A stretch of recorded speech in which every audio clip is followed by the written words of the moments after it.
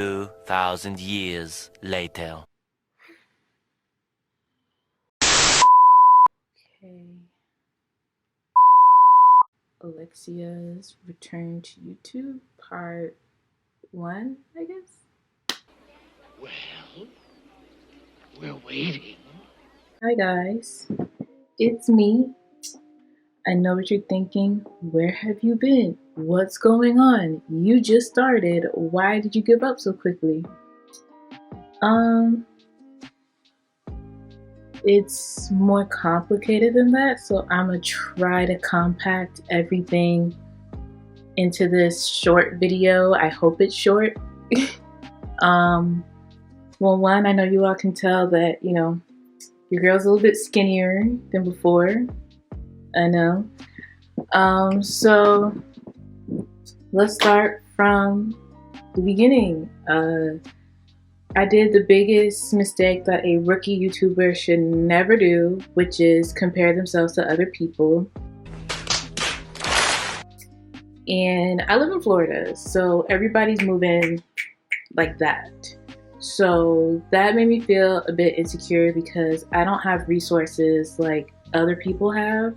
So like right now, I'm using like a ring light I got for like $5. I'm using a laptop that, I got from my college. And yeah, like I don't have all the bells and whistles.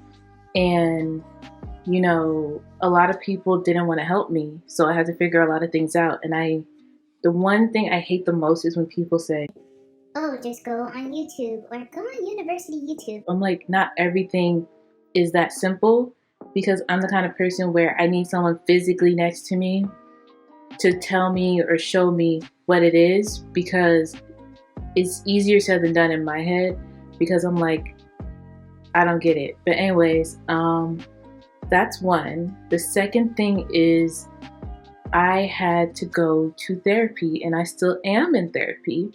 And I know some of you are like, for what? Well, I am a survivor. I was sexually assaulted twice, not in the same year. I had to clarify that with my therapist, so I had to clarify that with y'all. By two different people. It was very traumatic, very scary. I had to get tested. So anytime I go to doctors, I get so scared, like, oh my God, what if the thing that happened it wasn't many years ago, it was like, oof. So, I had to think like, oh my God, what if they did find something and they lied to me?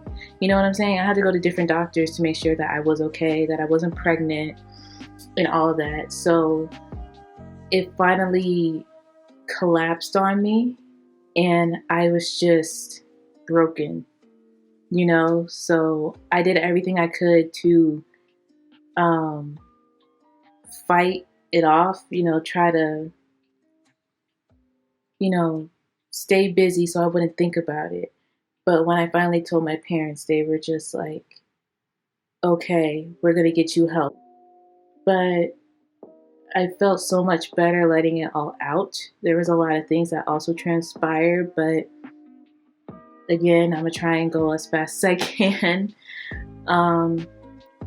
Another thing that's happening, and at this very moment is still currently happening, I went from working at this retail place to working at Wally World. Now, I worked at like the small Wally World, all right? So it's like a supermarket. So basically it doesn't have all the electronics on the bells and whistles. It just has food and female products and all the other stuff. You know what I mean? And I love that job. I really do. And I'm pissed that I can't work there at the moment. And that is because I have a low iron deficiency, which means that my B12 is very low and my iron is very low. Your girl's supposed to be gone, casket. And you want to know why?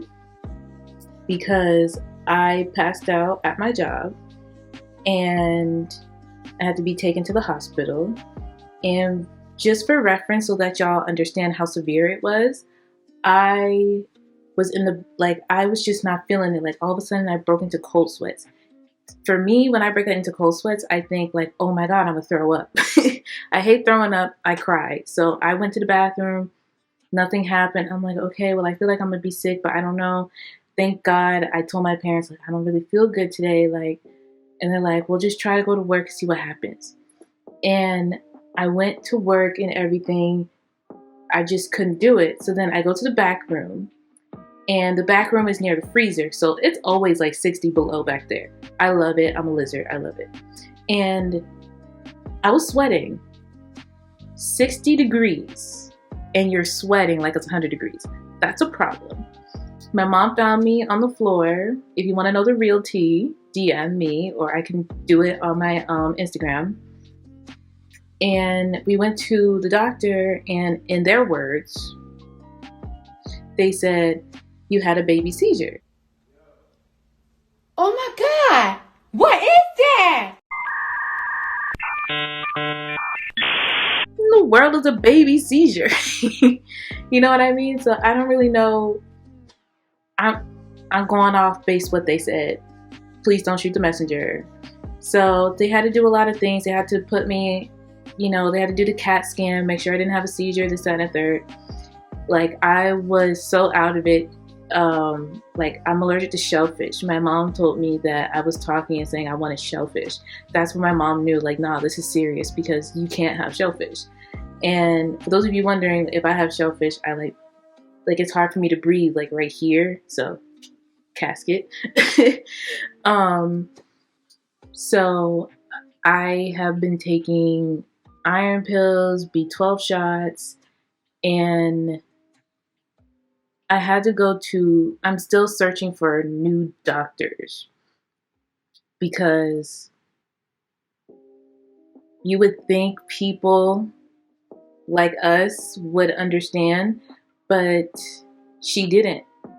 And she kept saying, well, your charts are fine, so you should be going to work. I'm like, ma'am, I don't care what that chart says. I need medicine. I need help. And like, she just kind of was like done with me.